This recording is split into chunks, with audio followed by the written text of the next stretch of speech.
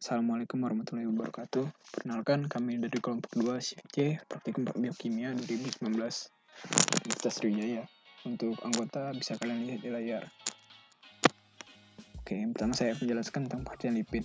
Lipid adalah sekelompok senyawa non-heterogen yang meliputi asam lemak dan turunannya, lemak netral, trigliserida, fosfolipid, serta sterol. Lipid memiliki arti lain sebagai kelompok besar biomolekul dengan gugus fungsional, karboksil atau gugus ester, yang tidak dapat larut dalam air, tapi larut dalam larutan non-polar, seperti ether, aseton, bensin, karbon tetraklorida, dan lain sebagainya. Lipid akan larut dalam pelarut organik seperti aseton, alkohol, kloroform, ether, dan benzen. Pengelompokan lipid. Lipid dikelompokkan berdasarkan struktur dan karakteristik non-polarnya menjadi lemak, fat, lilin, fosfolipid, sphingolipid, glikolipid, eicosanoat, steroid, lipoprotein, dan vitamin yang larut di dalam lemak. Beberapa jenis lipid memiliki gugus polar dan non-polar, sehingga lipid bersifat amfifatik akan membentuk misel di dalam air. Sifat lipid. Sifat yang dimiliki lipid diantaranya adalah sebagai berikut. Hidrolisis dari lipid akan menghasilkan asam lemak yang berperan pada metabolisme tumbuhan dan hewan.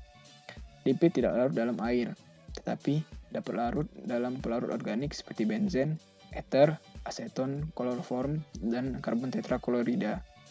Lipid mengandung unsur-unsur karbon, hidrogen, oksigen. Beberapa jenis lipid juga memiliki kandungan nitrogen dan fosfor. Uji pertama yang dilakukan adalah uji menggunakan sampel kemiri.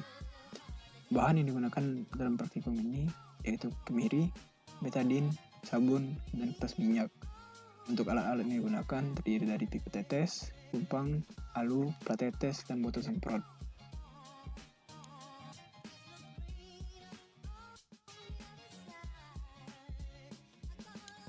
Untuk sampel pertama yang digunakan adalah kemiri. Kemiri ditumbuk sampai halus menggunakan lumpang dan alu. Kemudian ditambahkan aquades sedikit demi sedikit. Kemudian digerus kembali sampai sampel menjadi halus dan homogen dengan air. Bila terasa konsisten masih kurang baik, bisa tambahkan air lagi. Kemudian digerus kembali sampai tercampur dengan baik.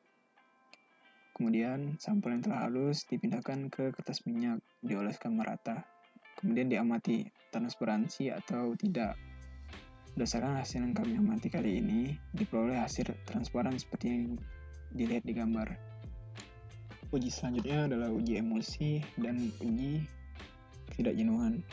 Uji emulsi dilakukan dengan melarutkan sampel yang telah diharuskan tadi dengan larutan sabun, lalu dikocok dan lihat perubahan yang terjadi. Untuk uji tidak jenuhan dilakukan dengan sampel kemiri yang telah diharuskan tadi, ditambahkan aquades, diberi 2-3 tetes betadin ke sampel. Kemudian diamati perubahan warna yang terjadi pada sampel yang telah ditetesi dengan betadin.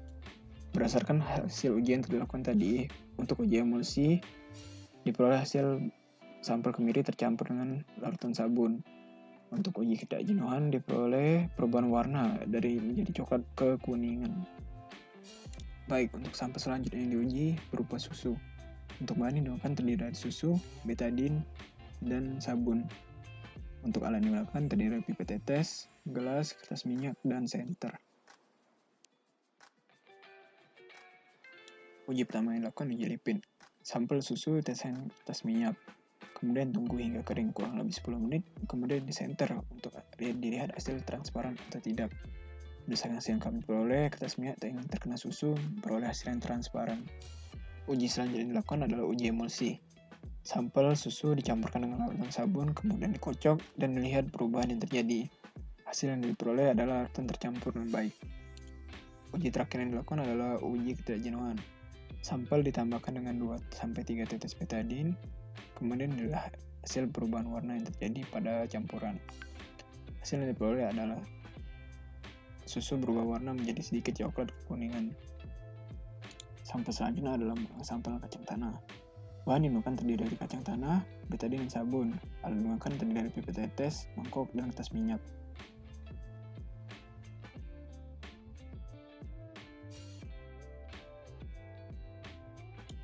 Uji pertama uji lipid.